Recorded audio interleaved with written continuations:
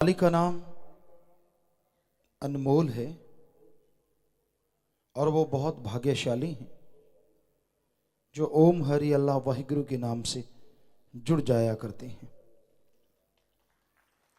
हर इंसान को आत्मबल चाहिए। आत्मबल नहीं होता तो जीती हुई बाजी हारी जाती है, और आत्मबल हो तो हारी हुई बाजी को भी इंसान जीत लेता है। तो कहां जरूरत नहीं है आत्मबल की। दुनिया का कोई भी क्षेत्र, कोई भी एरिया, कोई भी काम धंधा आप देख लीजिए, हर किसी में आत्मबल, आत्मविश्वास की अति जरूरत है। और इस आत्मबल को हासिल करने के लिए बाहर कोई दुकानें नहीं खुली हुई। आत्मबल तो सबके अंदर ओम हरि अल्लाह वाहिगुरु ने भर दिया है। उसे हमने महसूस करना है, हासिल करना है। और उसे हासिल करने के लिए हमारे धर्मों में, पवित्र ग्रंथों में, वेद शास्त्र, पवित्र गुरबाणी, कुरान शरीफ, बाइबल, सभी पवित्र ग्रंथों में साफ लिखा है कि आत्मबल पाने के लिए आत्मिक चिंतन करो, और आत्मिक चिंतन के लिए कोई भी शब्द लेके उसका अभ्यास करो,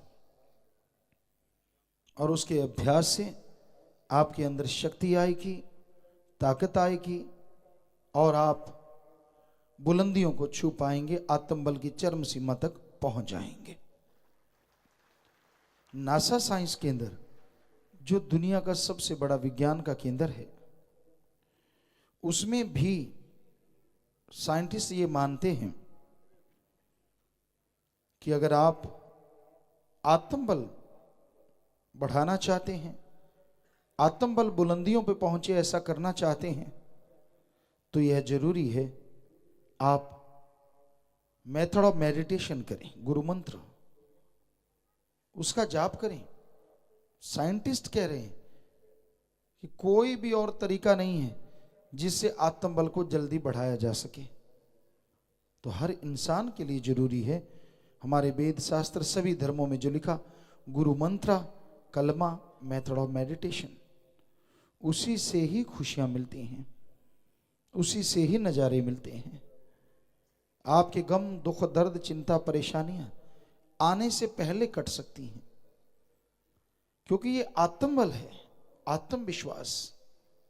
दुनिया में आपने कभी सुना होगा, लोग जंगलों में भटक जाते हैं, आत्मबल ना हो तो पल में हार्ट अटैक और काम तमाम, और आत्मबल है तो भटके हुए चाहे महीना क्यों ना हो जाए, घास फूस खा के आत्मबल के बल पे वो जिंदा रह पाते हैं। वैसे तो आत्मबल माँ बाप से पता चलता है, पालन पोषण कैसा है, बच्चे का पालन पोषण जैसा होता है, आत्मबल उस पर भी निर्भर करता है। लेकिन आत्मबल आपको नहीं है और आप उसे हासिल करना चाहें, तो उसका टॉनिक, उसकी दवा एकमात्र मेथड ऑफ मेडिटेशन, गुरु मंत्र नाम का जाप है।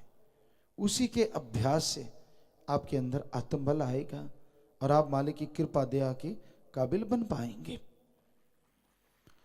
तो इसलिए आत्मबल आप हासिल करना चाहो, आत्मबल के साथ आगे बढ़ना चाहो, तो आप सुमरन करना सीखो, भक्ति इबादत करना सीखो। कोई ज्यादा टाइम नहीं, 24 घंटे हैं दिन और रात में, चलो घंटा सुबह शाम, चलो आधा घंटा सुबह शाम, ऐसा अगर आप करते रहेंगे तो यकीनन आत्मबल धीरे धीरे बढ़ता जाएगा। उसकी निशानी ये होगी, आपको टेंशन नहीं आएगी, घबराहट नहीं होगी, मुश्किल घड़ी में भी आपका दिमाग काम नहीं छोड़ेगा। कई बार होता है ना, आदमी को कोई मुश्किल आ जाए, या तो उसे गुस्सा बहुत आता है, या फिर वो इतना डर जाता है कि आगे नहीं बढ़ पाता। तो आपके अंदर अगर आत्मबल की कमी है, आत्मविश्वास की कमी है, तो आप भक्ति के द्वारा आत्मबल हासिल करेंगे। मुश्किल घड़ी में भी आप हिम्मत नहीं हारेंगे।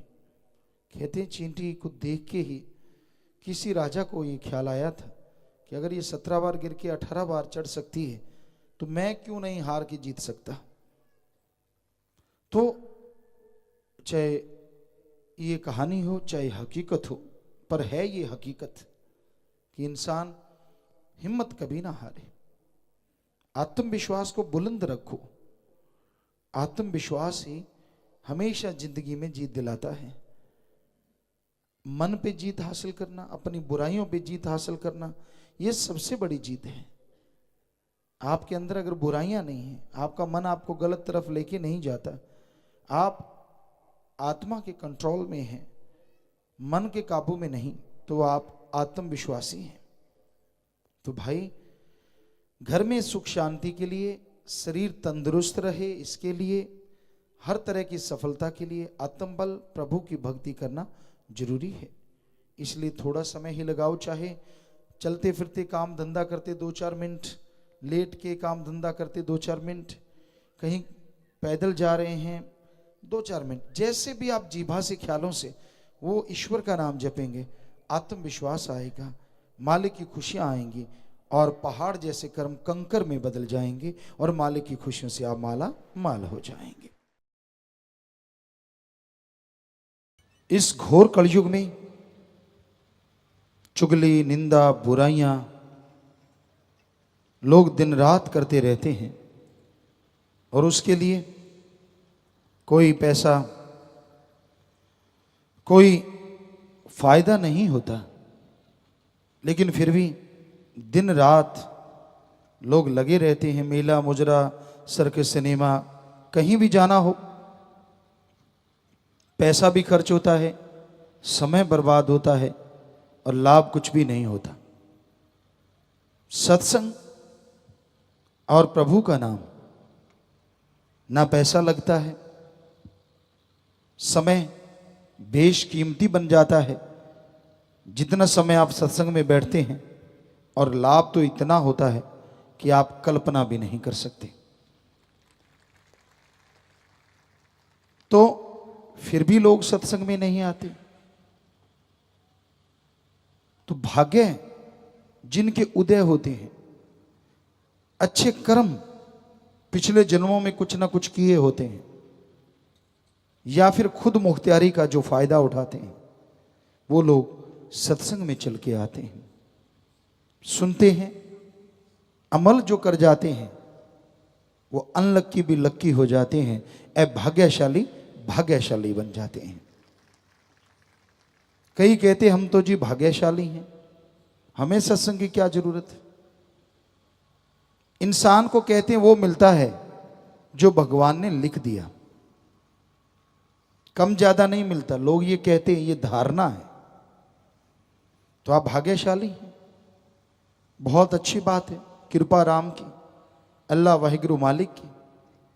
लेकिन सत्संग में आओ, वचन सुनो, अमल करो, तो अति भाग्यशाली इंसान बन जाता है। परमानेंट, लगातार कोई भाग्यशाली बना रहे, ये बहुत बहुत बड़ी बात है। आपने देखा होगा जो आज बहुत अमीर हैं, उनके दादा को कोई जानता तक नहीं था।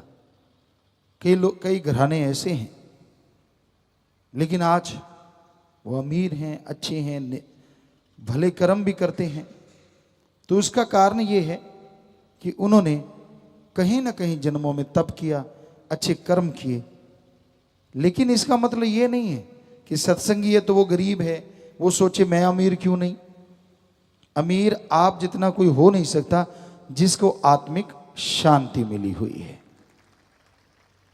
करोड़ों अरबों रुपए होने के बावजूद बेचैनी है, टेंशन है, नींद नहीं आती, कोई ना कोई तकलीफ है, घर में लड़ाई झगड़े हैं, प्यार मोहब्बत का खात्मा, ये सब आत्मिक अशांति की वजह से है।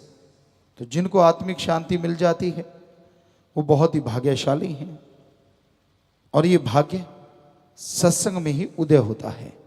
तो इसलिए सत्संग सुनो, मालिक की चर्चा सुनो और वचनों पे अमल करो। धन धन सतगुरु तेरा ही आशा। सभी साध संगत जी से निवेदन है कि मेरा चैनल जरूर सब्सक्राइब करें जी।